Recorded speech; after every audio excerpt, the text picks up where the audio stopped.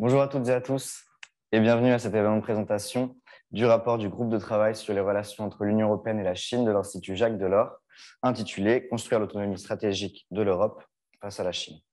Donc, je suis Benjamin Couteau, assistant du groupe de travail qui a été à l'initiative de ce rapport et je suis ravi d'animer ce webinaire avec à mes côtés Sylvie Berman, qui est présidente du groupe de travail et ancienne ambassadrice de France au Royaume-Uni, en Russie et en Chine, et Elvire Fabry, chercheuse senior à l'Institut Jacques Delors et rapporteur du groupe de travail. Nous avons également avec nous 4 des contributeurs au rapport, qui sont également membres du groupe de travail, que je vais présenter par ordre alphabétique et qui interviendront après les présentations de Sylvie Berman et Elvire Fabry. Donc, par ordre alphabétique, Joachim Bitterlich, qui est membre du conseil d'administration de l'Institut Jacques Delors, ancien ambassadeur d'Allemagne, ancien conseiller européen, diplomatique et de sécurité du chancelier Helmut Kohl, et ancien vice-président du comité France-Chine, Irène Horst, par ordre alphabétique, j'avais dit Antoine Bondas, directeur du programme Taïwan à la Fondation pour la recherche stratégique et professeur à Sciences Po, Jean-François Di Meglio, qui est président d'Asia Center, et Irène Horst, bien sûr, donc présidente du comité de pilotage de la France China Foundation. Donc, sans plus tarder, je vais laisser la parole à Sylvie Berman pour vous présenter le rapport, les enjeux qu'il soulève et les recommandations qu'il contient. Et je vous rappelle, juste avant ça, que vous pouvez, tout au long du webinaire, poser vos questions dans l'outil questions-réponses prévu à cet effet et je les transmettrai à nos intervenantes et intervenants à la fin de leur présentation. Sylvie, je vous en prie. Merci beaucoup. Bonjour à tous et merci d'être aussi nombreux, même si nous ne vous voyons pas. C'est évidemment un sujet important, même si aujourd'hui on ne parle plus que de la Russie et de l'Ukraine, alors que précisément l'intention des Américains était de se concentrer sur la Chine et de faire ce pivot vers l'Asie. Néanmoins, on y reviendra bien sûr, parce que c'est ce qui structurera les relations internationales, pas seulement dans les années qui viennent, mais dans les décennies qui viennent. Je crois qu'on est dans une guerre froide, même si c'est une guerre froide de nature très différente de celle qu'on a connue avec l'Union soviétique, que j'ai connue moi-même, puisque j'étais en poste à Moscou à cette époque. Mais néanmoins, c'est une guerre froide multidimensionnelle avec la classique, en fait, guerre commerciale, mais ça, tout le monde peut en comprendre les ressorts et accepte la légitimité. Une guerre technologique qui est l'aspect tout à fait nouveau, avec une forme même de blocus technologique de la part des États-Unis contre la Chine. Il y a une dimension diplomatique, bien sûr, une dimension militaire, on le voit autour de Taïwan, et puis une dimension idéologique qui n'est pas du tout de même nature qu'à l'époque de l'Union soviétique, parce que je ne pense pas que la Chine veuille transformer les démocraties et finalement s'accommode de tous les régimes, que ce soit des régimes autoritaires, parfois des régimes faillis, donc ce n'est pas le problème. Sauf qu'aujourd'hui, il y a une forme de guerre par l'exemple et effectivement, nous représentons le modèle démocratique, un modèle autoritaire avec le développement, en tout cas en ce qui concerne la Chine, un petit peu moins évidemment avec ce qui concerne la Russie. Et il faut dire qu'il y a une audience très importante dans le reste du monde, que ce soit au Moyen-Orient, en Afrique et même aujourd'hui en Amérique latine. On a tendance à considérer que la Chine est isolée aujourd'hui parce qu'elle s'est fermée à cause du Covid, pour d'autres raisons également, mais il faut regarder le monde tel qu'il est, éviter le syndrome des Britanniques disant, enfin vous vous souvenez de cette une du Times qui était le brouillard sur la Manche, le continent est coupé du Royaume-Uni. Donc, il faut faire attention aujourd'hui à notre vision du monde, parce que je pense que le monde a bien évolué. Nous avons décidé effectivement d'organiser un groupe de réflexion. Il y a eu plusieurs réunions. Nous avons également fait appel à un certain nombre de personnalités. Il y en a 4 aujourd'hui qui ont été citées tout à l'heure, qui montrent la diversité du groupe. C'est-à-dire il y a à la fois des diplomates, des personnalités politiques, des chercheurs. Alors les hommes d'affaires ne sont pas représentés aujourd'hui, mais si vous avez regardé le rapport ils étaient présents aussi, et vous avez des visions de la Chine qui ne sont pas nécessairement exactement les mêmes. Néanmoins, nous avons réussi à faire un certain nombre de recommandations qui sont précisées dans les différents articles. Et l'essentiel, c'est d'avoir une politique de l'Union européenne vis-à-vis de la Chine qui soit la nôtre, qui soit fondée sur nos intérêts et qui ne soit pas simplement un alignement sur celle des États-Unis, même si sur beaucoup d'aspects, on est plus proche des États-Unis que de la Chine, mais il ne faut pas oublier qu'il y a des rivalités aussi et une concurrence commerciale des États-Unis en Chine et de manière générale en Asie.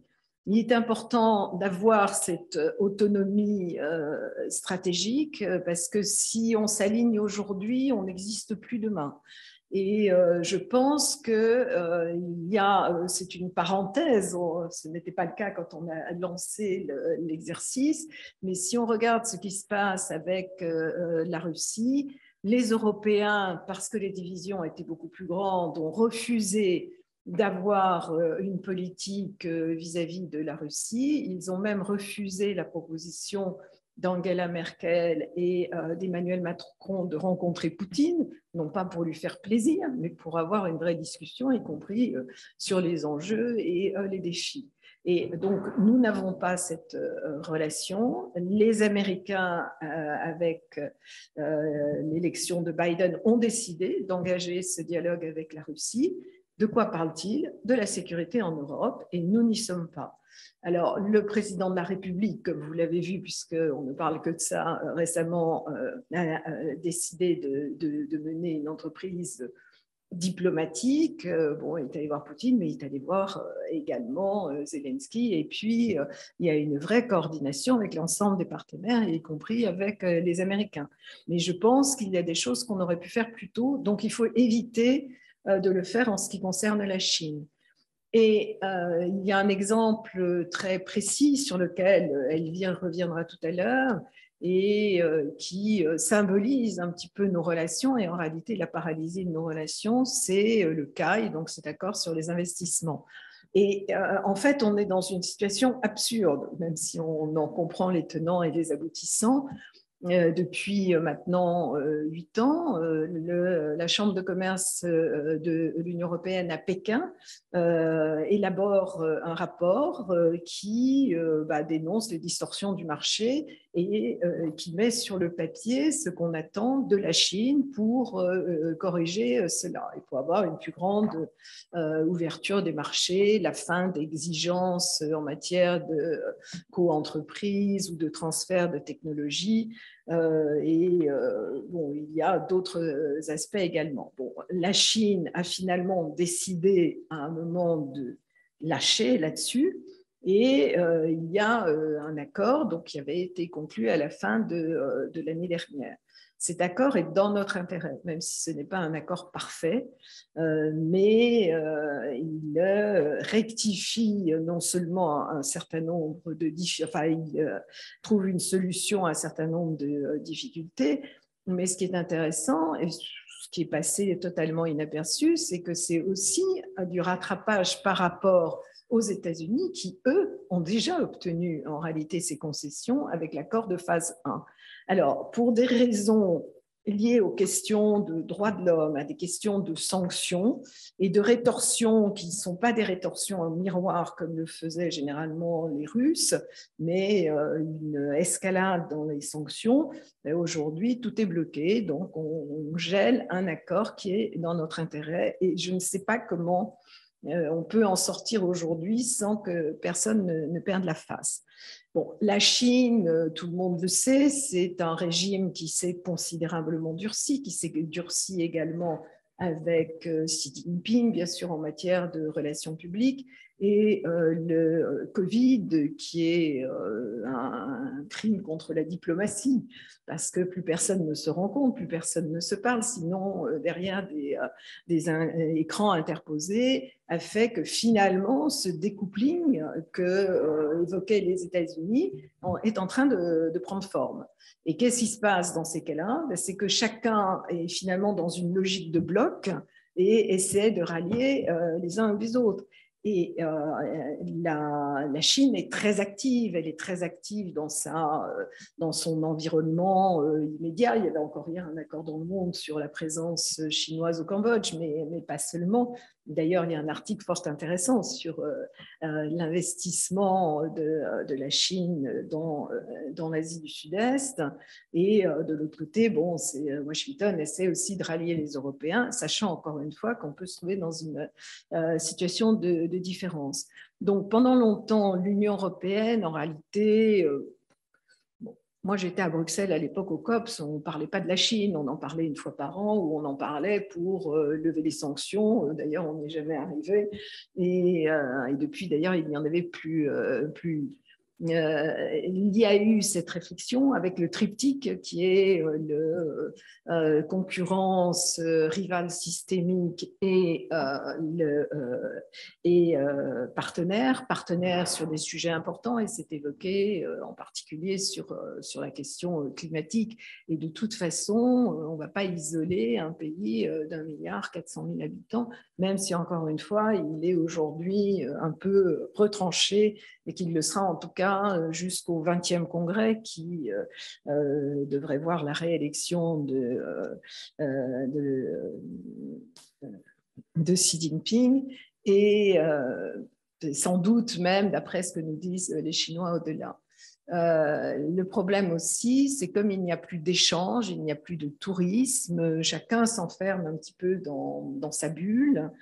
Et ce qui me revient d'amis chinois qui ont de la famille et qui ont des contacts avec les jeunes en Chine, c'est que les jeunes ne comprennent pas l'hostilité à l'égard de la Chine et ont tendance à être beaucoup plus nationalistes que l'était la génération précédente qui voyageait et qui faisait des études à l'étranger. Donc je pense que ça sera important d'évoquer ce sujet, important d'évoquer aussi la question de la coopération scientifique. Il y a un excellent, alors je ne sais pas si on dit article ou rapport, partie du rapport qui a été fait par Irène Hors et qui dit à quel point il est important de poursuivre cette coopération scientifique pour ne pas être à l'écart des innovations chinoises, parce que souvent elles sont en avance par rapport aux États-Unis, mais en même temps, effectivement, il y a des précautions à prendre et il y a une phrase qui est citée dans ce rapport qui dit que la science n'a pas de frontières, mais que les scientifiques ont une patrie. Et je crois que c'est très révélateur et je pense que nous aussi, nous devons avoir cette approche. Donc, sur les différents sujets, on y reviendra tout à l'heure, d'autant plus que nous avons là quatre des auteurs. Sur tout ce qui est économie, finance, on a d'ailleurs fait également un document sur l'euro numérique, enfin sur le yuan numérique, mais qui plaide pour un euro numérique. Et je crois qu'il faut plaider aussi sur le renforcement de cet atout considérable de l'Union européenne. Il y a par exemple dans les réserves chinoises comme les réserves russes 26% d'euros. Et d'après ce que je comprends, le dernier contrat de gaz très important entre la Russie et la Chine aurait été conclu en euros. On sait que il y a une volonté de dédollarisation de ces deux économies et on comprend aussi pourquoi, dans la mesure où sur la base de l'hégémonie du dollar, il y a des sanctions extraterritoriales qui visent, qui ont visé d'abord l'Iran, mais qui ont visé également la Russie et qui peuvent viser aussi des entreprises européennes, des entreprises françaises qui travaillent en Chine.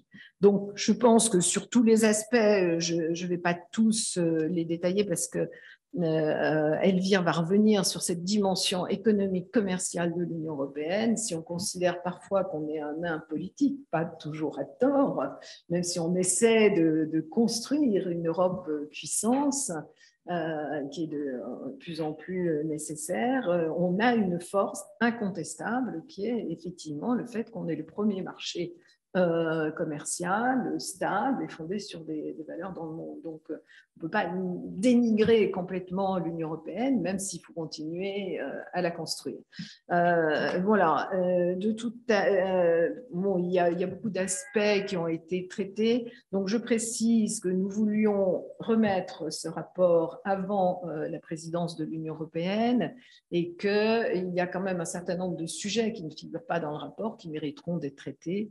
Les relations entre la Chine et la Russie, puisqu'on arrive aujourd'hui à un partenariat, ce qui était encore impensable il y a quelques années, la présence en Afrique, en Amérique latine, on commence à en parler de plus en plus, et dans le Moyen-Orient, ou tout autre sujet d'ailleurs qui pourrait être suggéré par le groupe, donc il pourrait y avoir un volume 2, même s'il est publié après la présidence française, mais en même temps, le sujet ne va pas disparaître. Il y a une traduction en anglais de ce document, et encore une fois, la conclusion, c'est qu'une Chine autarcique est beaucoup plus dangereuse pour l'Union européenne que une Chine ouverte. Alors, elle a décidé elle-même, encore une fois, de se fermer à cause du Covid, mais pas seulement à cause du Covid. Il y a 4 ans maintenant, Xi Jinping se faisait le chantre du libéralisme, de la coopération internationale et de l'ouverture. On espère que la phase de fermeture ne sera pas définitive, mais c'est également à nous, Européens, de l'encourager. Donc, il faut continuer à coopérer aussi avec les États-Unis. Il y a un agenda transatlantique, mais il faut défendre nos propres intérêts. Et là-dessus, je passe la parole à Elvire. Merci beaucoup, Sylvie. Je vais revenir en effet un peu sur les enjeux économiques qui ont pu être traités à travers le rapport par différentes contributions. Et en revenant d'abord sur le triptyque que vous évoquiez entre partenariat, concurrent économique, rival systémique, tout l'enjeu de ce triptyque qui montre un peu les différentes facettes de la relation que les Européens veulent entretenir avec la Chine, c'est de maintenir une articulation, une pondération qui fasse qu'il n'y ait pas un des volets qui finalement prennent le dessus et empêchent les Européens de développer, renforcer leurs capacités sur les 2 autres volets. Et alors, pour revenir d'abord un tout petit peu sur 1 minute rapidement sur l'évolution du contexte dans lequel nous nous trouvons, vous venez d'évoquer le scénario de découpling dans lequel se sont engagés les États-Unis. Indéniablement, Joe Biden a endossé la stratégie de Donald Trump en matière de découplage. On a affaire à un découplage qui est un découplage sélectif. Vous évoquiez le secteur technologique. On voit aujourd'hui que c'est quand même déjà au-delà de la technologie de s'étendre au secteur financier, avec la possibilité de délister les entreprises chinoises des marchés financiers américains. Et puis ce découplage, il n'est pas unilatéral, il est maintenant réciproque du côté chinois. Ce que l'on observe depuis 2020, c'est une succession d'initiatives réglementaires qui vont dans le sens d'un découplage chinois similaire, avec des mesures qui répondent aux initiatives américaines, c'est-à-dire que à la liste mise en place par les Américains pour pouvoir restreindre les exportations de biens technologiques à destination de certaines entreprises chinoises, les Chinois ont adopté de la même façon une liste similaire qui permet de restreindre les exportations. À la volonté des Américains de nettoyer leurs infrastructures d'information de technologies chinoises pour sécuriser ces infrastructures, la Chine a répondu avec une politique similaire, et puis des restrictions aux exportations aussi plus larges. Et enfin, à la pratique de mesures d'extraterritorialité que l'on connaît bien, et qui était déjà un problème pour les Européens, les Chinois ont répondu en se dotant d'une même possibilité. Avec, au-delà de ça, un objectif d'autosuffisance qui finalement tourne la Chine davantage vers l'exploitation de son propre marché sa consommation interne, en gardant à l'esprit que d'ici 2030, donc d'ici 8 ans, la classe moyenne chinoise devrait représenter à peu près 800 millions de consommateurs, donc un formidable pouvoir, une réserve interne à laquelle il donnerait moins accès aux investisseurs étrangers et qui pour eux constitue une ressource importante et avec la volonté de monter en gamme en capacité technologique. Ce contexte-là, ce que l'on voit, c'est non seulement il a un fort potentiel de perturbation, et on le voit déjà sur toutes les chaînes de production, et ça place les Européens dans une situation de complexité particulière pour ne pas se retrouver coincés sous une pression plus spécifiquement éventuellement américaine ou chinoise. Et lorsqu'on aborde les priorités pour les Européens, les intérêts des Européens, il faut aussi garder à l'esprit la spécificité de l'économie européenne. L'économie européenne, vous l'avez rappelé, est en position de force en matière commerciale. L'économie européenne dans son ensemble dépend davantage de ses exportations que ne dépendent les États-Unis.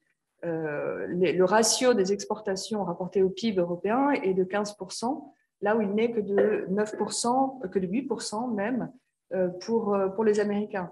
Et par ailleurs, il faut observer que dans l'ensemble des exportations des Européens, celles qui vont à destination de la Chine représentent une part bien plus importante que pour les Américains. Elle est de 9%, là où elle est que de 6% pour les Américains, à destination de la Chine, bien sûr.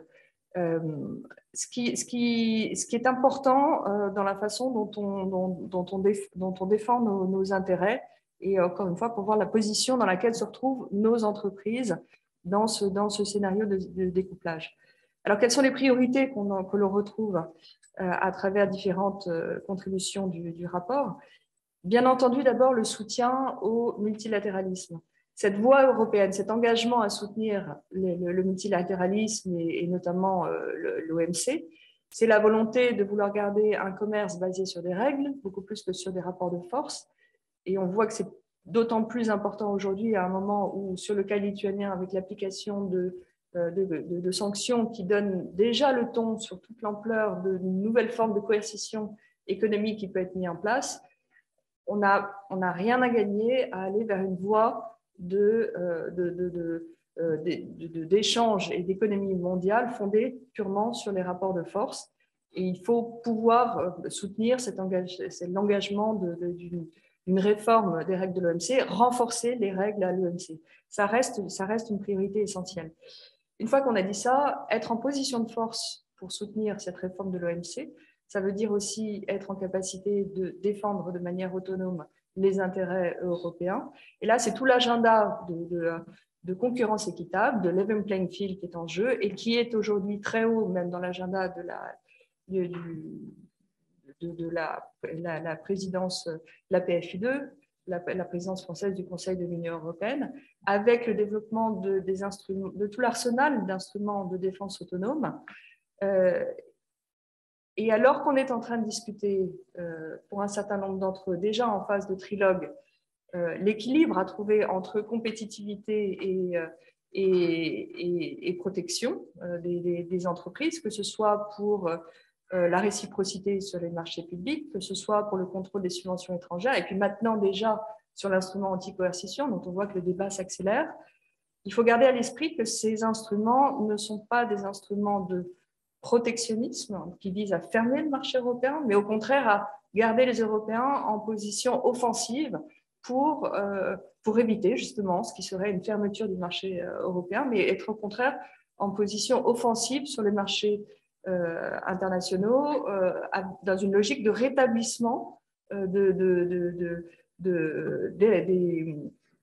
relations, de rééquilibrage des relations. Et ce sont des instruments non discriminatoires, mais évidemment, dans le cas chinois, face au rôle des entreprises d'État, au soutien des subventions, à la fermeture des marchés publics, sont des instruments essentiels, et en particulier sur cet instrument anti-coercition, qui est un instrument de dissuasion d'abord, Et garder cette dimension offensive est essentiel.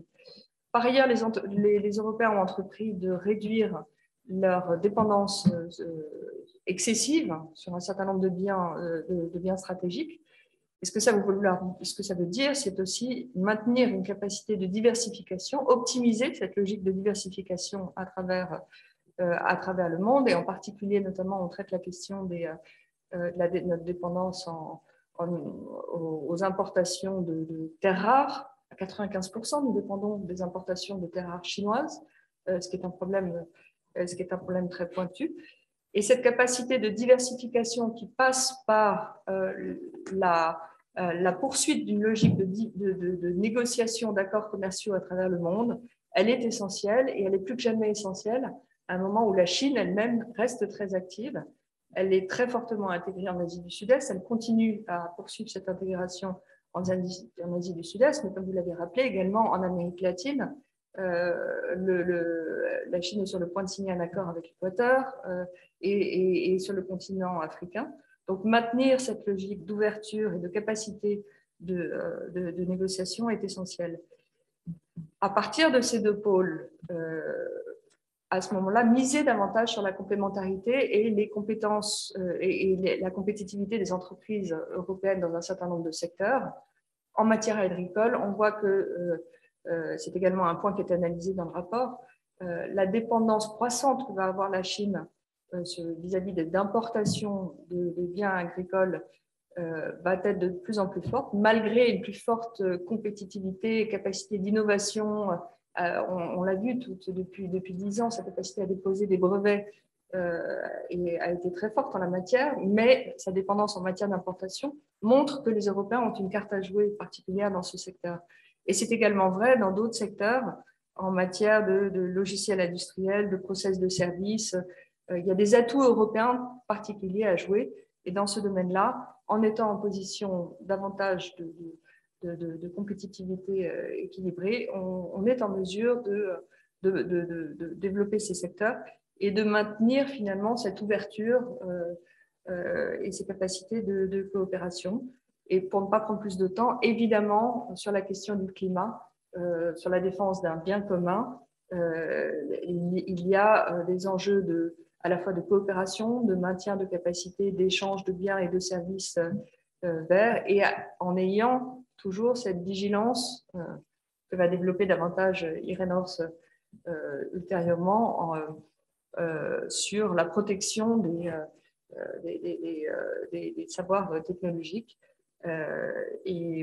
mais qui appelle également une coopération plus large. Je m'arrête là et je passe la parole à Joachim Bitterlich pour présenter ses priorités. J'essaie de le faire en bref, en 4 minutes, en 5 thèses. D'abord, il fallait ce rapport, il fallait cette vue d'ensemble des relations. Je cite simplement Sylvie, qui a dit avec raison, si on s'aligne aujourd'hui, on n'existe plus demain. Voilà, c'est ça l'enjeu, c'est ça le défi pour l'Europe. Je vois ici dans la pièce, je dirais, un signal très clair, un motto, s'il en veut, du travail à faire, c'est Creative Revolution, not evolution, but revolution.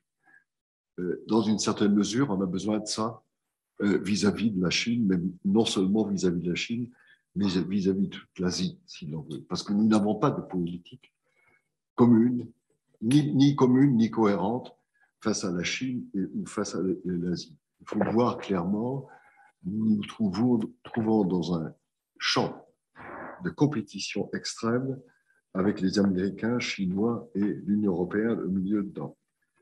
Deuxième thèse, c'est qu'il faut prendre en tête nos intérêts vitaux à cet égard. Ça veut dire qu'il faut réduire la dépendance industrielle et de recherche surtout, qui est devenue, à mon avis, dangereuse pour l'Europe. Évidemment, pour aller vers ce qu'on appellera une autonomie stratégique. À définir, évidemment, ce n'est pas aussi simple que ça. Troisième thèse, et ça c'est la clé de mes réflexions, pas de double standard, la clé c'est la réciprocité entre la Chine et nous. J'ai toujours en tête un débat que j'ai eu avec un jeune vice-président chinois lors d'un sommet de l'ASEM, lors de la partie industrielle, et on était farouchement opposés avec cette thèse. Et ça fait 15 ans, si l'on veut.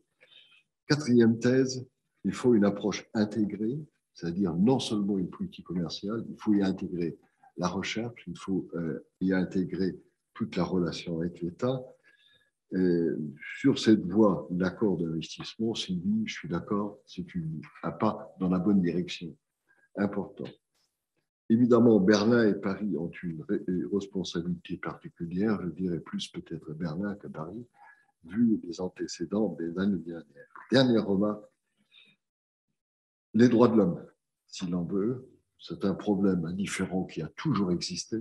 Nous avons toujours parlé des droits de l'homme avec la Chine dans différentes enceintes, de manière assez différente, chacun à sa guise, chacun a suivi cette règle. Pour cela, pour moi, le boycott des Jeux Olympiques était un faux pas politique extrême, je dirais presque. Parce que si l'on veut critiquer quelqu'un, on a besoin d'un dialogue, il faut discuter directement avec l'autre en politique. C'est ça. Je m'arrête là. Merci. Merci beaucoup, Joachim, pour la concision, la clarté, pour ces remarques de bon sens que j'approuve.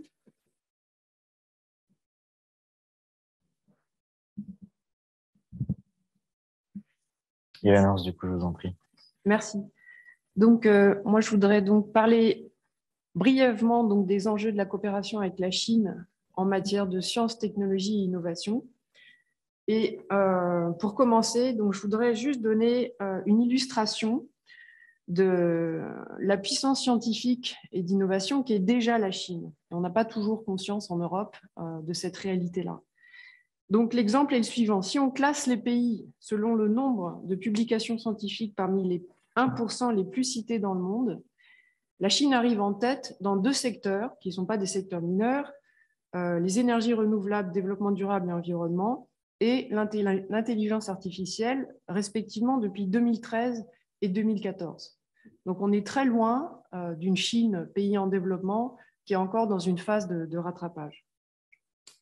Cette performance donc scientifique, ajoutée à des investissements rapides dans des grandes infrastructures de recherche, la constitution de très larges bases de données, encore une fois, on retrouve l'effet taille de la Chine, des chercheurs, des techniciens qui sont formés dans le monde entier.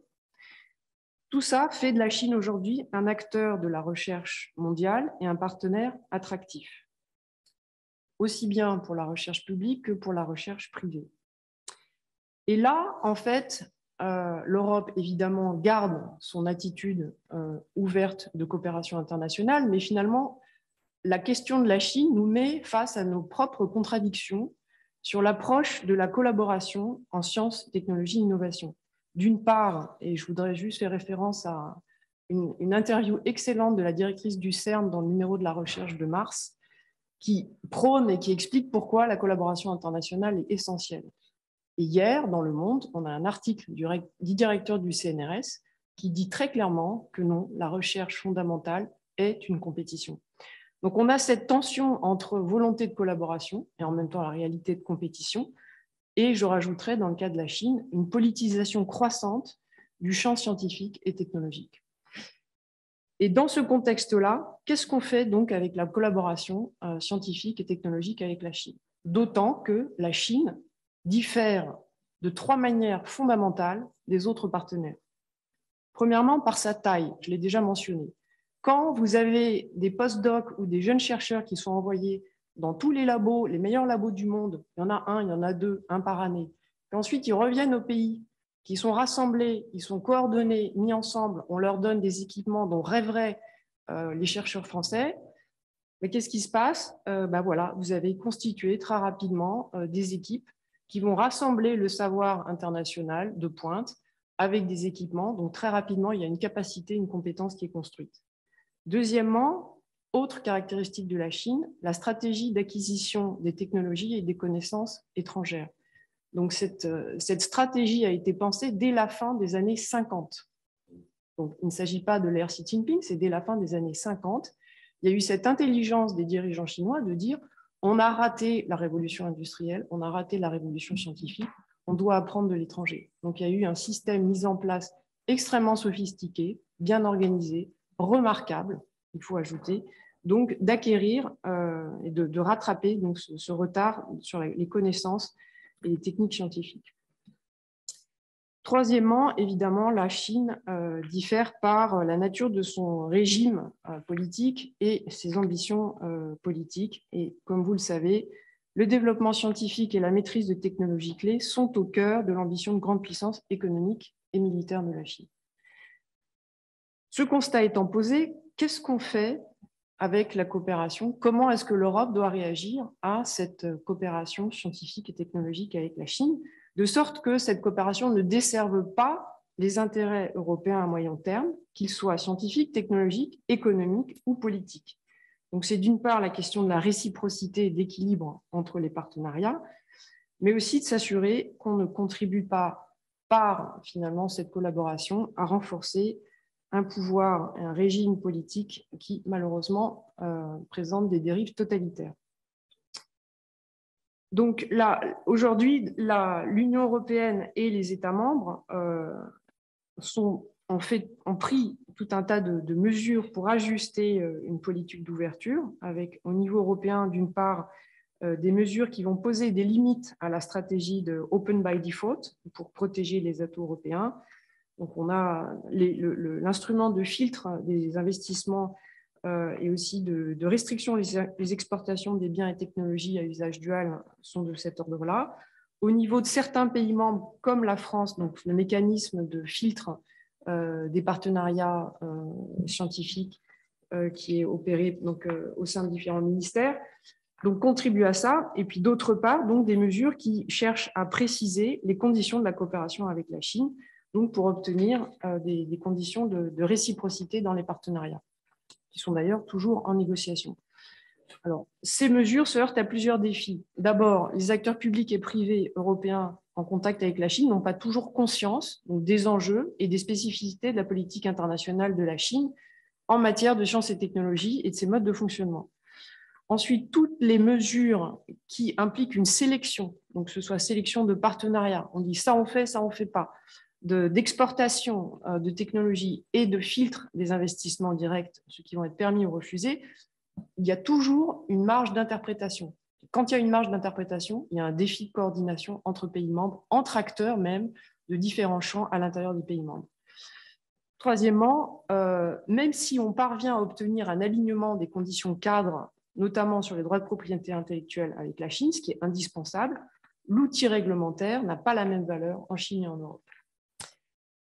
Que faire? Quelles seraient des recommandations envisageables? Donc, premièrement, il faut continuer à mieux documenter la collaboration entre scientifiques technologiques entre l'Europe et la Chine, comprendre qu'est-ce que ça apporte à l'Europe, quels sont les problèmes, les défis, quels sont les risques, comment gérer au mieux ces risques, à la fois scientifiques et stratégiques, et avoir une vision européenne partagée. Encore une fois, la question de la coordination entre pays membres est clé.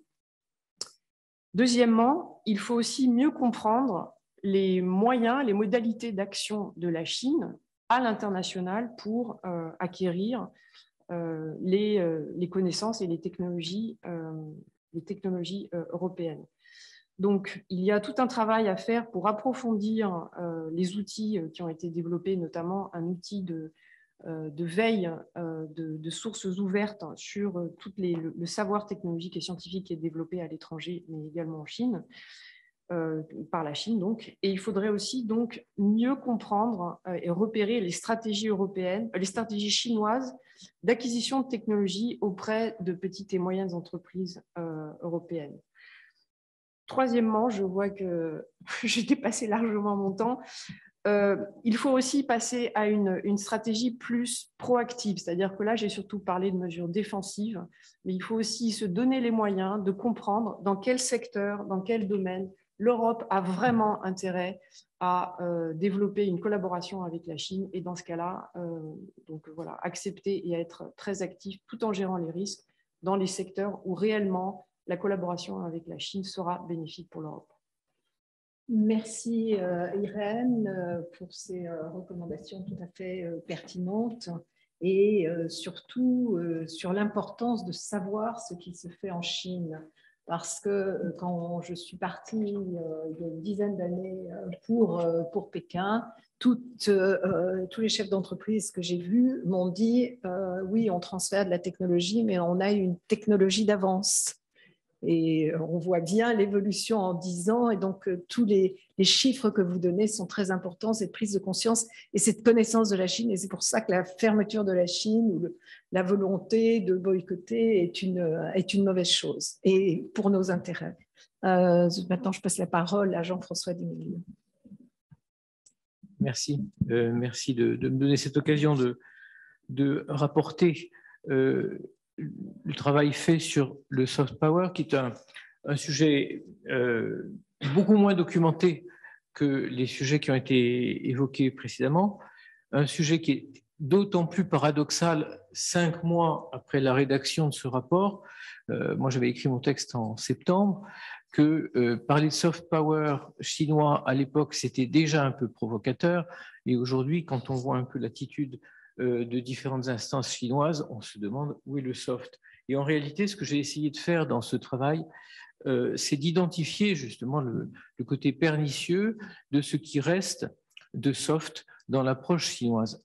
Or, on a eu une occasion extraordinaire au moment où on parle, puisqu'on est au moment des Jeux Olympiques. Et ces Jeux Olympiques me paraissent illustrer parfaitement à la fois la démarche chinoise pour réaffirmer son soft power et nos propres ambiguïtés, nos propres incapacités, mais en même temps les opportunités que nous avons pour répondre à ce soft power. Parce que effectivement, organiser des Jeux Olympiques d'hiver dans le contexte actuel, c'est bien sûr un message assimilable à du soft power, mais quand on voit bien sûr dans quelles conditions ces Jeux se tiennent, on voit que ce soft power chinois doit être qualifié. C'est un soft power qui nous montre les réussites de la Chine, qui nous les impose d'une certaine façon, et c'est à ce message qu'il faut être extrêmement sensible, parce que le soft power chinois existe encore, il se manifeste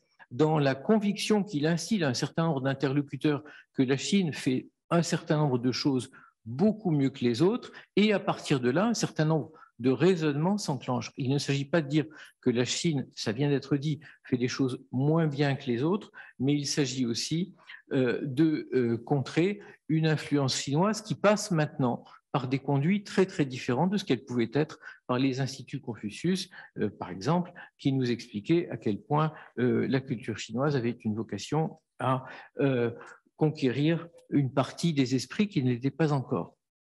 Alors, les principales recommandations qui ont été faites dans ce texte, c'est justement de travailler sur nos propres faiblesses et aussi sur les faiblesses de la Chine. Nos propres faiblesses, et c'est la première recommandation, c'est parfois d'être trop sensible aux messages accommodants de coopération, là où la sincérité n'est pas forcément présente. Et j'ai pensé en particulier au sujet du climat. Non pas qu'il ne faille pas coopérer avec la Chine sur le climat, mais très souvent, dire, pour être extrêmement brutal et vulgaire, il y a un enfumage de la Chine sur le sujet du climat. Et donc on se dit, voilà un sujet sur lequel on peut travailler avec la Chine parce qu'elle est sincère sur le climat. Quand on fait le bilan, il est évident que la sincérité sur les questions de climat de la Chine est tout à fait on peut la remettre en question.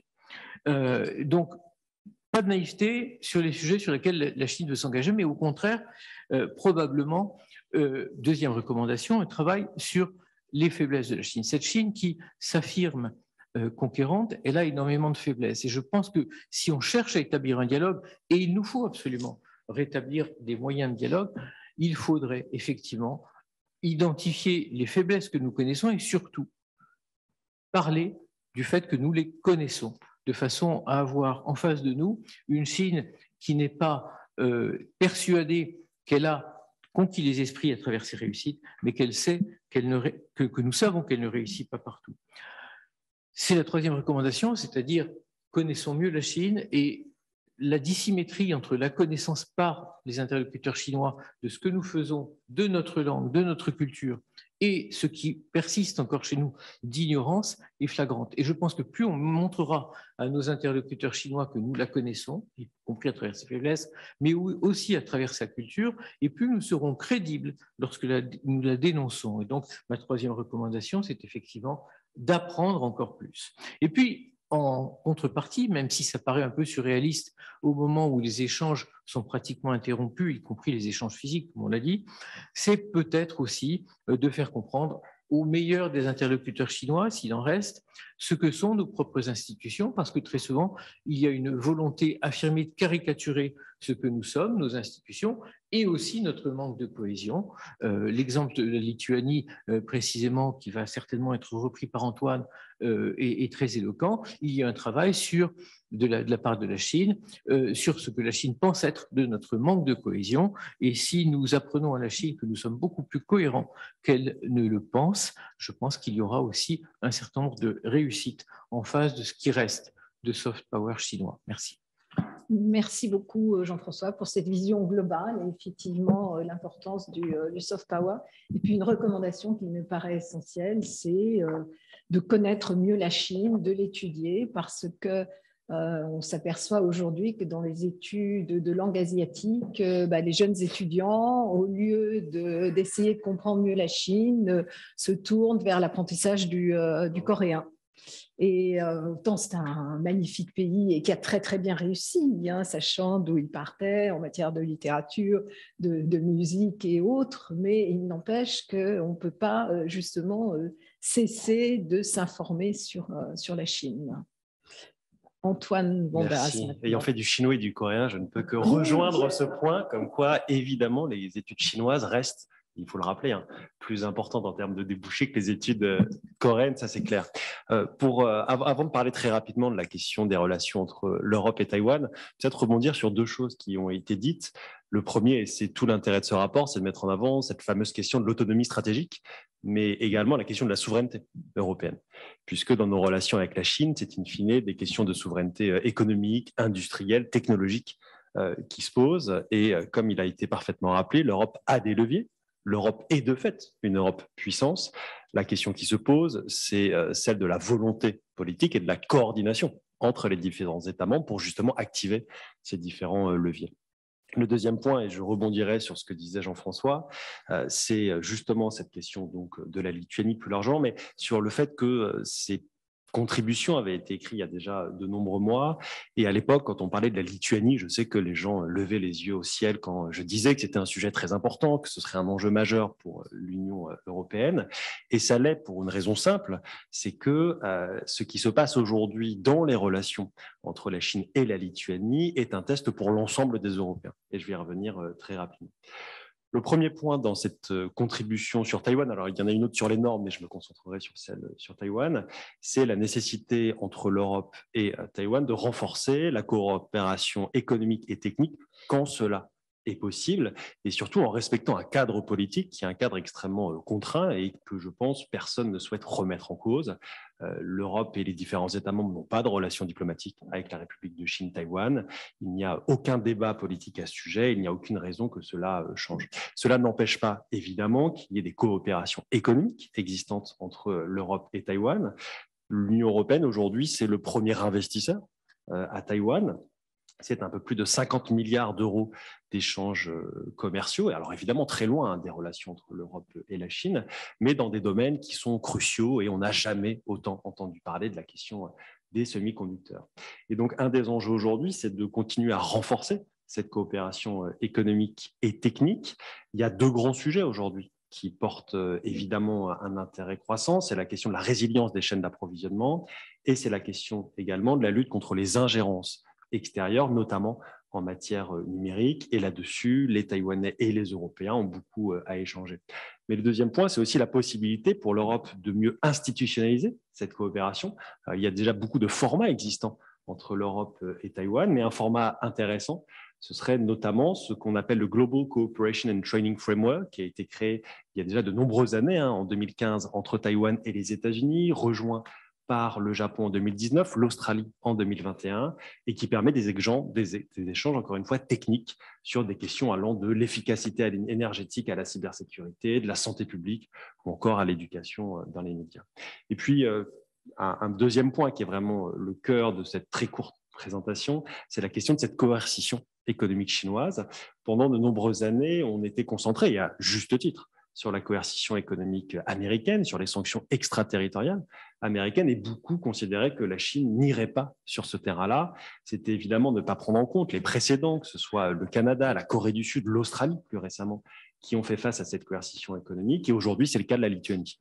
Alors on peut évidemment critiquer la décision lituanienne, dont le nom qui a été donné de façon unilatérale au bureau de représentation taïwanais, c'est le nom qui lui a été donné, quand nous parlons de bureau de représentation de Taipei, mais au-delà de cette décision initiale lituanienne, il y a la question de la réaction chinoise. Et la Chine a décidé de transformer un différend politique bilatéral en un différend économique multilatéral entre la Chine et l'Europe pour une raison simple, c'est que la Lituanie, mais aussi les entreprises européennes intégrant la Lituanie dans leur chaîne de valeur, sont désormais sanctionnées. C'est le cas notamment d'entreprises européennes. Alors la première réaction de certains qui, évidemment, apparaissent parfois un petit peu excités, c'est de dire qu'il faudrait un article 5 contre la coercition économique, une sorte de OTAN économique, dans lequel, face aux sanctions chinoises, il faudrait forcément répliquer et faire des sanctions massives. Le problème est que rentrer dans l'escalade n'est pas forcément la solution, et l'instrument anti-coercition, qui est lui-même en cours de finalisation au niveau européen, est un outil dissuasif, et que pour l'instant, la dissuasion a échoué puisqu'il y a ces sanctions chinoises. Et donc, une question qui doit vraiment se poser, c'est comment l'Union européenne peut avoir désormais des mécanismes, que ce soit face à la Chine, mais aussi face à d'autres pays. La Lituanie n'étant aujourd'hui qu'un exemple parmi d'autres, l'Europe peut développer ce que j'appelais une stratégie de l'éponge, c'est-à-dire réussir à encaisser cette coercition économique, que ce soit à travers un fonds de compensation au niveau de l'Union européenne, que ce soit à travers une meilleure coordination, que ce soit à travers une mobilisation des différentes agences commerciales. C'est le cas de Business France, de la part des autorités françaises depuis plusieurs mois. Et je pense que ce qui se passe aujourd'hui avec la Lituanie doit être l'occasion de nous poser cette question des mécanismes de protection du marché européen, alors même que dans l'agenda des mois et des années prochaines, on peut s'attendre à davantage de coercition économique chinoise, notamment en amont des prochaines élections présidentielles à Taïwan, qui auront lieu en janvier 2024. Et il est fort à parier qu'à ce moment-là, la Chine cherche à faire davantage de coercition économique face à Taïwan, et les entreprises européennes, encore une fois, pourraient en faire les frais. Et donc la question n'est pas l'évolution de nos relations politiques avec Taïwan, mais bien l'importance et l'impératif, entre guillemets, européen, de mieux défendre le marché commun, de mieux défendre nos intérêts, et donc de mieux faire face à la coercition économique, qu'elle soit chinoise, américaine ou d'autres pays. Merci beaucoup, Antoine, pour ces remarques très concrètes et qui s'inscrivent aussi dans un cadre politique contraint, comme vous l'avez dit, mais notre intérêt, évidemment, le maintien du statu quo, et puis une coopération sur tout ce qui est biens publics mondiaux aussi, dont Taïwan ne peut pas être complètement exclu. Donc, une fois ce tour de table terminé, nous sommes ouverts aux questions du public. Effectivement, et merci. Là, c'est vous qui allez gérer. Exactement. Donc oui, donc je vous rappelle que vous pouvez poser vos questions effectivement sur l'outil questions-réponses. Et on va peut-être déborder de 5 minutes, étant donné qu'on a quand même quelques questions.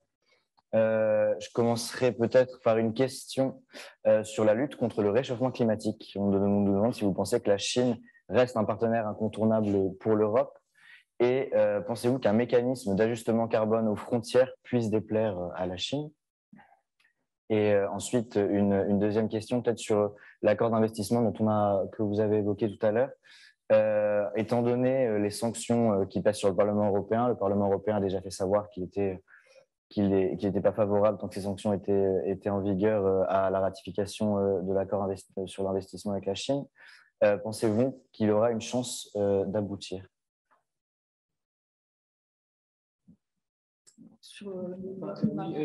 Elvire me désigne, peut-être qu'Irène faudra reprendre aussi sur des sujets scientifiques, mais bon, justement sur la question la question des crédits carbone spécifiquement, c'est aussi un exemple assez intéressant bonne volonté apparente de la Chine, effectivement, à la COP 21, on a eu effectivement ce miracle d'une Chine totalement retournée par rapport au sommet de Copenhague, la COP 15, et une Chine très coopérative, et on a vécu sur cet élan. La Chine a envoyé beaucoup de messages, y compris justement celui de l'instauration d'un marché des crédits carbone. Mais ce marché des crédits carbone en Chine, il est très intéressant parce qu'il reflète exactement le type de difficultés que nous avons dans le dialogue. Ce marché, vous l'avez un peu évoqué à travers la question, il fait un petit peu comme si les émissions s'arrêtaient, comme le nuage de Tchernobyl, aux frontières de la Chine.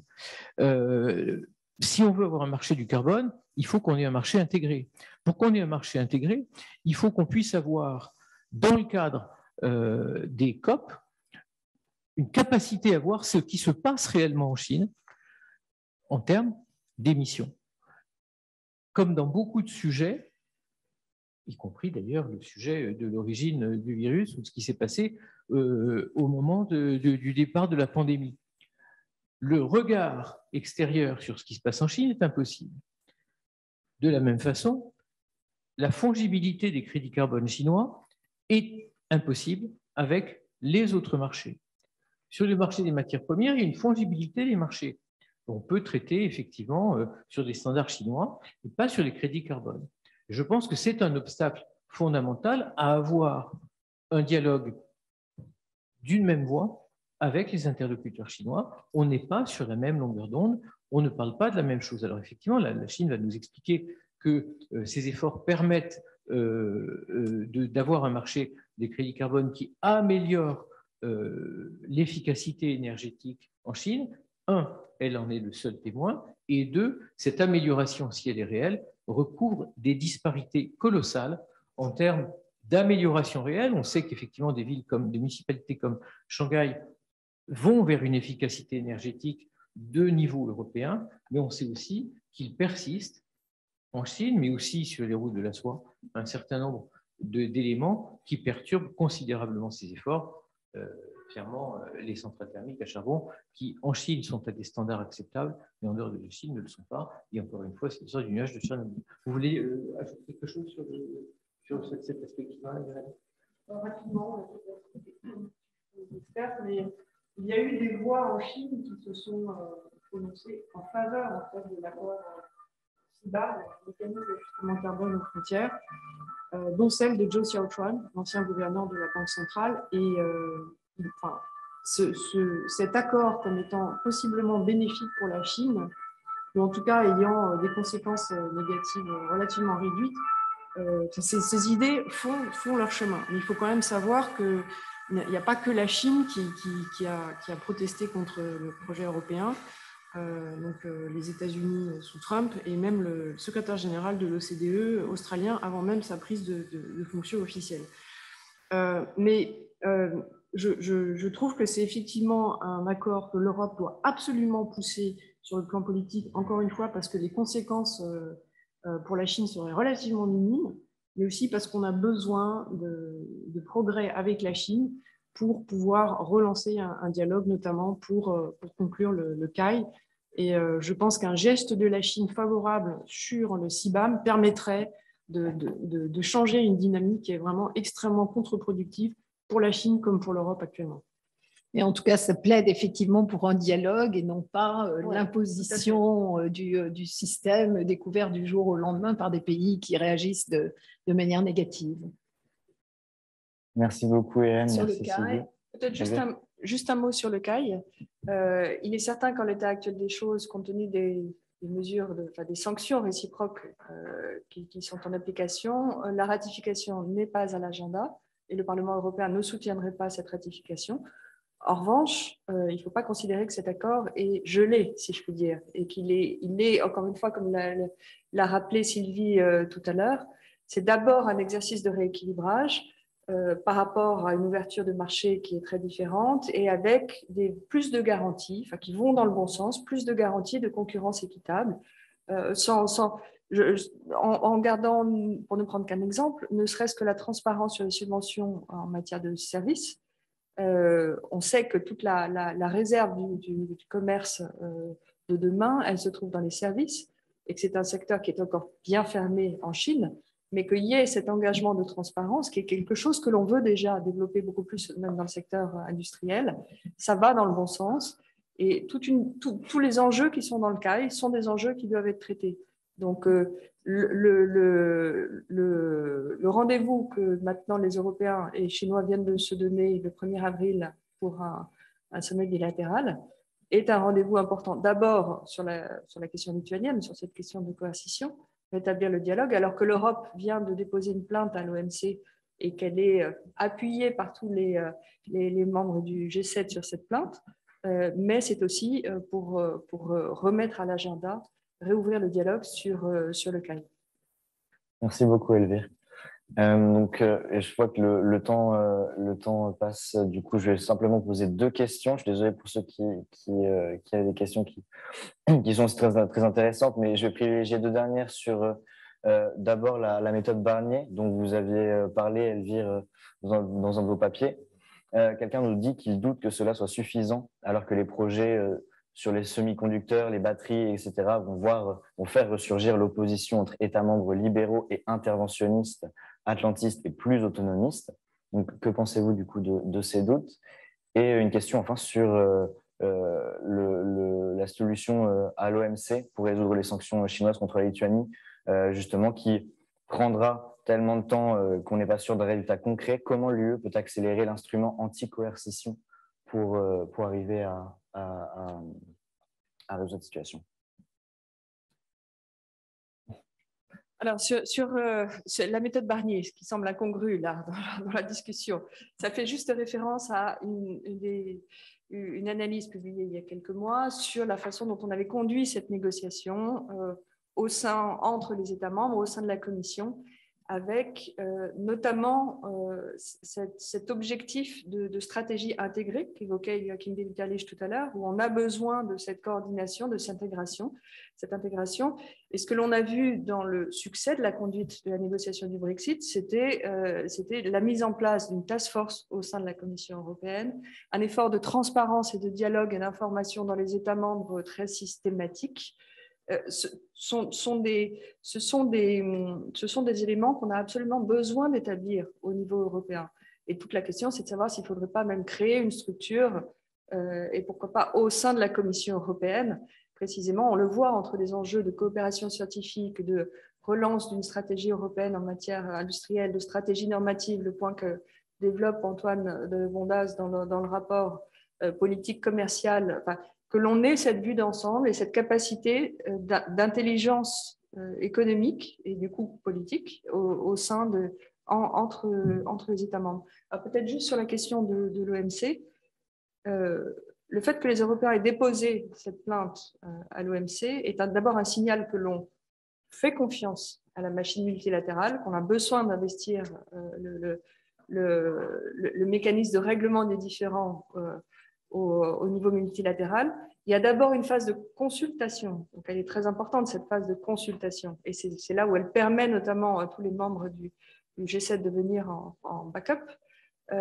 Et maintenant on le sait, ce sont des procédures longues, et c'est aussi un des problèmes auxquels il va falloir se confronter, alors que les mesures de coercition économique comme celle qui est mise en place, elle est rapide, elle fait mal, et puis on le voit en touchant maintenant, comme vient de le rappeler Antoine, pas simplement les produits que l'on exporte, mais les composants. Elle a des ramifications sur le marché unique qui peuvent être très très compliquées à gérer, et c'est tout l'enjeu de cet instrument anti-coercition. Alors comment trouver le point d'équilibre entre l'approche des pays plus libéraux du nord de l'Europe, qui craignent que ça puisse activer plus de fermeture du marché unique, ou par ailleurs justement l'ambition d'un instrument qui mord, pour être dissuasif, pour être réellement dissuasif, il faut que ce soit un instrument qui soit en capacité bien sûr de respecter un principe de proportionnalité, mais que les Européens soient pris au sérieux, Et là, la dynamique de discussion entre les Européens et la façon dont on accélère aussi l'engagement des États membres sur cet instrument est décisif dans les mois qui viennent. Oui, Antoine, je vous en prie pour ajouter un mot. Juste en quelques secondes, la plainte à l'OMC, elle est importante en soi parce que ça montre qu'il y a une réaction européenne. Et il faut être très très clair sur le fait que Pékin, pendant de nombreux mois, considérait qu'il n'y aurait pas de coordination européenne et qu'il n'y aurait pas de réponse européenne. Et donc, ne serait-ce que montrer que l'Union européenne, dans son ensemble, prend en compte cette coercition économique chinoise et cherche à la contrer, est en soi un message extrêmement fort envoyé à Pékin. Deuxièmement, pour les autorités lituaniennes, la plainte à l'OMC est très importante parce qu'elle permet d'apporter des éléments très concrets sur le dossier pour démontrer qu'il y a une coercition économique. Et je pense que personne en Lituanie n'attend que ce soit l'OMC qui trouve une solution à cette coercition dans les mois à venir. C'est encore une fois un message politique avant tout. Le deuxième point sur l'instrument anti-coercition, il est évidemment très important et bienvenu. Mais la question qui se pose, c'est qu'on est dans une situation aujourd'hui où l'instrument anti-coercition aurait échoué dans le sens où l'aspect dissuasif n'aurait pas marché. En tout cas, il n'a pas marché puisqu'il n'y avait pas encore cet instrument. Et donc, la question qui se pose, c'est quand l'instrument anti-coercition ne fonctionne pas dans sa dimension dissuasive, qu'est-ce qui peut être fait pour, encore une fois, compenser ou absorber l'impact des sanctions. Et ça, c'est une discussion qu'il faut avoir au niveau européen. La France, encore une fois, a activé et a demandé à Business France de commencer à réagir, mais il faut une réponse beaucoup plus européenne. Et ça, c'est un des grands enjeux dans les mois et les années qui viennent. C'est comment est-ce que les Européens, si l'instrument anti-coercition, encore une fois, ne parvient pas en lui-même à éviter cette coercition, peut prendre en compte, absorber les coûts de cette fameuse coercition. Et ça, c'est évidemment beaucoup plus compliqué parce qu'au-delà des réactions des différents États membres, il y a la nécessité de se coordonner avec les multinationales, avec les entreprises qui, évidemment, intègrent les uns les autres dans les chaînes de valeur, et quasiment tout le monde le fait aujourd'hui. Et ça demande une coordination qui est beaucoup plus compliquée parce qu'elle n'est pas seulement politique entre les différents États et les entreprises. Merci beaucoup. Je crois que l'élément de cohésion de l'Union européenne est essentiel. C'est à ça que faisait allusion ce qui a été la méthode Barnier sur le Brexit. C'est la raison pour laquelle aussi ce n'est pas uniquement un groupe composé de Français, j'ai oublié de le dire, mais d'Allemands, d'Italiens, d'Espagnols. La coopération, évidemment, avec Berlin est essentielle. Je ne sais pas si Joachim veut ajouter quelque chose sur ce point, mais nous devons nous coordonner. Alors, évidemment, il y a des concurrences, y compris économiques, sur place.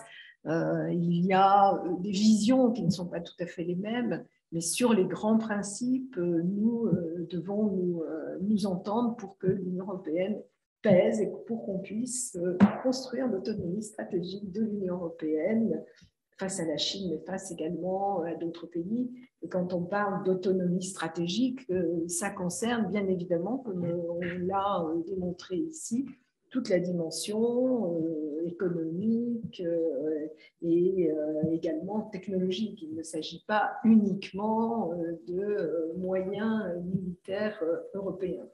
Donc ça, je pense que c'est l'essentiel. Donc, je pense que vous avez arrêté les questions. Oui, effectivement, je pense qu'on va conclure. D'accord. Et je vous laisse le mot de la fin. Lisez le rapport, puisque là, c'est une introduction avec quatre des auteurs, mais il y a beaucoup de choses, il y a quelques infographies, il y a des chiffres et il y a des sujets qui ne sont pas toujours traités. On a l'intention, comme je le dis, de continuer. Ça a été un bel exercice entre nous, en tout cas. Donc, j'espère que vous y avez trouvé un intérêt et on vous retrouvera donc un jour pour la suite de l'exercice. Merci. Avant de clore ce webinaire, juste pour rappeler qu'effectivement, vous pouvez déjà nous retrouver dans le lien qui vous sera envoyé par mail après ce webinaire où vous aurez un enregistrement. Et donc, merci à toutes et à tous pour vos interventions. Je vous invite à suivre nos activités sur les réseaux sociaux, à suivre le groupe de travail. Et